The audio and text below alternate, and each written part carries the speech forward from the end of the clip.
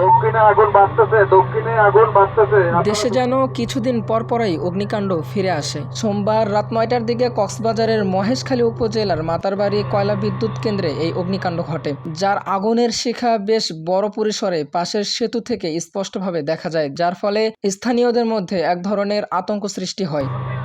দক্ষিণে আগুন বাড়তেছে, দক্ষিণে আগুন বাড়তেছে। আপনারা তবে মহেশখালী ও চাকরিয়া ফায়ার সার্ভিসের 4টি ইউনিটের প্রচেষ্টার ফলে রাত 12টার দিকে আগুন নিয়ন্ত্রণে আনতে সক্ষম হয় বলে জানিয়েছেন সংশ্লিষ্টরা। তবে ঠিক কী কারণে এই অগ্নিকাণ্ড ঘটেছে এ সম্পর্কে এখনো কোনো সঠিক তথ্য পাওয়া যায়নি। কোনো নাশকতার যোগসূত্র আছে কিনা তা খতিয়ে দেখা হচ্ছে বলে জানিয়েছেন কর্তৃপক্ষ। তবে দিন দিন এই অগ্নিকাণ্ডের মাত্রা বেড়ে যাওয়ার কারণে উদ্বেগ প্রকাশ করছেন নেটিজেনরা। সন্দেহের মাত্রা আরও তীব্র হচ্ছে জনগণের মধ্যে। মোহাম্মদ হাবিবুর রহমান হাবিব, আজকের বগুড়া।